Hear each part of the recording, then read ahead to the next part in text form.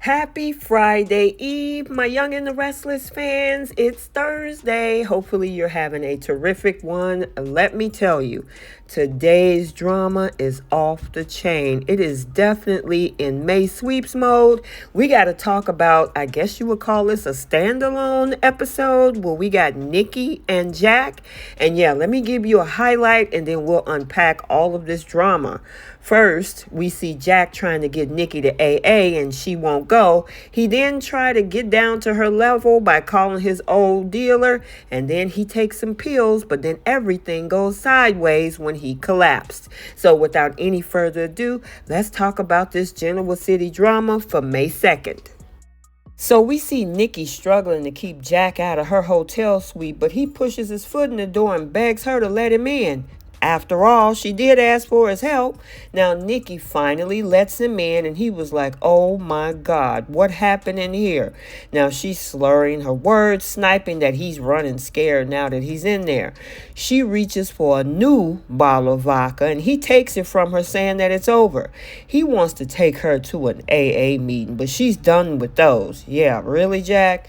She said going to an AA meeting only got her drinking more, and Jack trying to tell her that it works if she tries. She's like, oh, just shut up. She can't do it anymore. Not this time. She's given up. Now, Jack refuses to let her, not on his watch. He calls her a hot mess, making her snark that this is some crappy pep talk he's trying to give her. Now, Jack try to make the bed, get on a call, asking for water, coffee, an omelet, and some toast. The thought of food actually disgusts Nikki. Nikki rants that she's not eating anything. Now, Jack looks at her phone. Everybody's looking for her. How did she wind up like this? He tells her Claire is okay, and Nikki was like, yeah, I know. She got the text and is glad that she's safe. She goes to find a flask under the sofa, and Jack grabs it from her. He asks why she didn't call, but she figures it was a waste of time for him. She calls herself a lost cause. Now, Jack manhandles her and tells her she's no lost cause. She looks longingly at the other two bottles and repeats herself for more drinking. She says it's too late for her. Now, Jack calls her compassionate and knows her. She comes out stronger and better after these battles. Now, Nikki, yeah, she denies it. She thinks her family hates her. Now, Jack says, look, that's not true. They are sick with worry, and he wants to call them. Now, of course, she won't let him and tells him about the nightmare which she feels is a look into the future. They hate her, so she's moving on without him. Now, Jack calls it her fears coming out in her dreams. She tried to grab the bottle again, and he stops her, reminding her that she's the rock of the Newman family and they can count on her. So do her friends. Nikki says, look, Catherine and Neil are gone. Jack says, I'm here. So is Lauren. And Michael. She thinks anyone counting on her is an idiot. Now, Jack wants to talk about rehab. Oh, now they want to talk about rehab. Nikki says, no way, no how. Now, Jack pushes it, but Nikki's been through it all before. She's tried everything, and they work. Relapse is part of the recovery, he tries to tell her. Nikki just shoved him. You have to want to get sober, and she doesn't. Now, Jack is not going anywhere until she agrees to go to a meeting. Okay, you just said rehab. Now you're talking about going to a meeting? Okay. Nikki finds him smug. She thinks that he should go to an Anon meeting, which will remind him that he can't change an alcoholic. Now, Nikki finds another bottle under the pillow. Ah, there you are. Come to mama. She tries to drink, but there is only a drop left. Jack knows she's scared and that the booze is telling her that she failed. She needs to drown out the noise, according to her. Nikki doesn't want to and can't fight this. She seems exhausted and tells him she deserves peace and quiet. She smashes the bottle for effect and runs to the bathroom while Jack pulls at his hair. Jack is seated at the sofa with coffee and the rest of the food that room service brought when Nikki reappears, surprised that he's still there. Now, he tells her that they cleaned up a little and invites her to eat. She's not hungry and the food smells nauseating. Jack tells her, yeah, well, they'll go away after a few bites. Oh, are you a doctor or you just play one on TV? He pours the coffee. She asks for a cold towel in the bathroom. She doesn't feel well. Now, of course, he refuses her, knowing that she's being manipulative so she can take a drink when his back is turned. Now, they drink some coffee, and she tells Jack that she don't have the strength. Jack tells her Jordan is gone, but Nikki can't celebrate that. She worries about Harrison's horrific nightmares to come. She worries about what Jordan did to poor Claire. Now, Jack insists Nikki is not to blame. She needs to do what she does best. Hand me that bottle and I will. Now, Jack says what she does best is fighting for those that she actually loved. But of course, she snarked at him. But he reminds her of all of the fundraising that she's done for New Hope. The liquor keeps her bitter, and he knows that this isn't her. He keeps reminding her of how she can help everyone, being there for Harrison and Claire. She thinks he's right. She should help them. They deserve to pour the vodka down the sink. She picks up the bottle as she said that they deserve to go to rehab. He wonders if she actually means it. Yeah, nice try, Jack, she says, opening that bottle. He'll have to rip it from her hands if he wanted to stop. She opened it and started guzzling. Now, Jack looks at her like it's at his wit's end.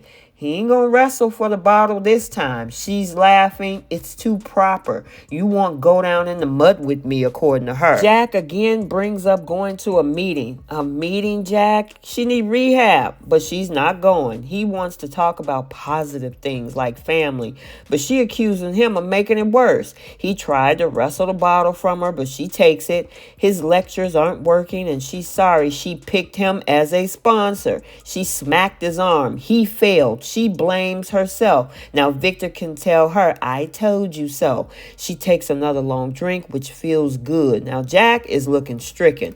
Join the party or get out, she tells him.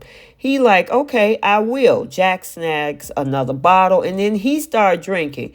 Unamused, Nikki asks, how is that supposed to get me to stop? Now, Jack gets an idea and make a call to Kieran. Now, it's been a while, but he asks Kieran if he can make a delivery to the athletic club. Now, he gives Kieran the room number and tells him, yeah, the same stuff. He disconnects and says that he's just been wound up for too long. It is time to get loose, he says, undoing his tie, taking another drink of alcohol. Now, Nikki asks, who did you call? Patience, my dear, he says as she tries to get the bottle from him. He reminds her that she called him a failure as his sponsor. So be it.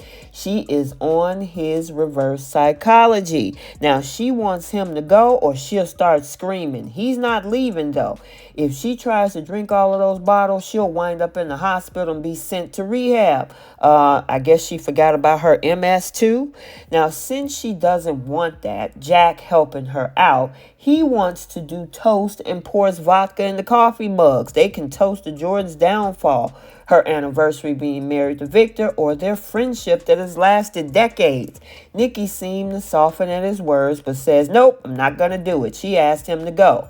Now, Jack tells her that her problems aren't the only issues in the world. It don't revolve around you. He tells her all about his problems, his family issues with Ashley, Diane, and Kyle, says that this is just all too much for him. Now, Nikki reminded that the alcohol was never his problem. He says, no, she's wrong. It was never his solution. It takes the pain away, but he needs something a little bit stronger. Kieran arrives. Nikki blocked the door, and he's like, look, this is about me, not you, gripping her arm, flinging her away from that door. He takes the paper bag, closes the door, showing Nikki a little bag of white pills. Now, this is what hit the spot, he says as Nikki jaw dropped open in shock. She asked him to stop. This is dangerous. Jack poured more vodka. He has to put himself in her shoes to get through to her. He has to remember what it feels like. Holding the pills in his hand give him comfort. Nikki reminds him of the damage it could do. Jack tells her he's grateful for her and the bond that they have. He'd do anything for her. Nikki says, not like this. He can't ruin his life for her. Yeah, I wonder what Diane would think about what he's saying right now. Now, Jack Jack holds on to those pills, he'll follow her to rock bottom so they can climb out together. Again, what would Diane think about this? Now, she can't believe he has his dealer's numbers after all these years. He says that it's a test to know that they have the power over their addiction, much like how she's had those bottles at the ranch. Nikki calls him strong. He has too much to lose to do this. Jack admits Diane was worried that helping Nikki might draw him right back to the pills, but the stress built up for the first time in ages, and he thought just one pill would give him a release. Then his family wouldn't have to deal with Mr. Uptight. Now, Nikki says, nobody called you that. Jack says, you did. She claims she was only angry. Jack's want this. He wanted just for one night. Nikki knows that that's bull. That's the disease talking. He's the glue that holds the family together. I said that about you too, Nikki. She calls it a lie. Nikki thinks Summer blames her for the whole thing with Jordan. I saw it in her eyes. Jack says that's not true. She hits him in the chest, telling him she wants no company on her trip. Now Jack doesn't care. She's stuck with him. He pours more vodka and she calls him cruel. He reaches into that baggie, gets out a pill. She yells, get out, but they're in this together. He says, showing her that pill. She opens the door and tells him to go. She threatened once again to start yelling, and he makes a show of popping the pill into his mouth. Nikki slams the door. Jack, no! He asks, how does it feel not to able to stop someone you love from hurting himself? He chased the pill with the vodka straight from the bottle while Nikki is pleading with him. Jack takes another pill, washes it down with booze, and then pour another glass. Nikki tells him his life is perfect. He says, yeah, on the outside. Nikki realizes she's been too selfish to ask. Jack feels that he let Nikki down. He takes another pill, and Nikki begs him not to do that. She'll get sober. She'll have coffee. She'll get something to eat. She'll go get the food, and he pops another pill. Nikki says he can't mix that with alcohol. He started laughing. Now he starts slurring his words. A ping comes from Nikki's phone, and they both scrambling to figure out whose phone it is. It's Victor.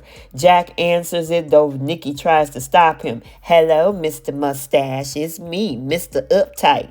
He invites Victor to join him for the fun. Nikki took the phone. She looks saddened for Jack. Jack asks her to stay there and look out for each other. Nikki says that she was wrong, he was right. She needs a meeting and so does he. No, you need rehab, Nikki. Jack asks her to dance with him, and then he falls out on the sofa unconscious. Nikki cries for him to wake up as she tries to rouse him, but it doesn't work, and it leaves us with that cliffhanger. Okay, so there you have it. Let's get the conversation started down in the comment section. What do you think about this episode? I gotta give a shout out to the acting abilities of both Peter Bergman and Melody Thomas Scott. They rocked out for this. They are definitely trying to go for their Emmy nominations for 2025. I thought Eileen Davidson was rocking out with the multiple personalities and the DID storyline. Oh my goodness, it's gonna be some competition when it comes to the Young and the Restless for 2025. But yeah, going back to the storyline, my question is, how is Diane going to feel about this whole situation when she find out to what extent he went to get her to stop drinking, that it almost cost him his life? Oh yeah, Diane is going to lash out and give him a big old side eye. And what about his son and everybody else that's going through this? I mean, Ashley is still struggling as well.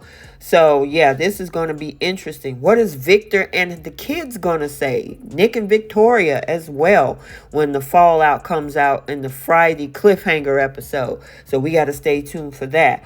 Also, make sure you stay tuned for the Bold and the Beautiful recap also for today, as well as, yeah, the week is definitely going to get even more crazier, as on Thursday's episode, we have Sheila bravely recounting her terrifying ordeal with Sugar to Finn and Deacon, shedding light on the circumstances that led her to this situation, and Steffi, not one to shy away from tough questions, confront Ivy about her true intentions when it comes to Liam, adding another layer of tension in this drama. Make sure you like, comment, and subscribe. Turn on your notifications so you're notified every time a video is posted. And until the next one, we'll see you all soon. Bye, guys.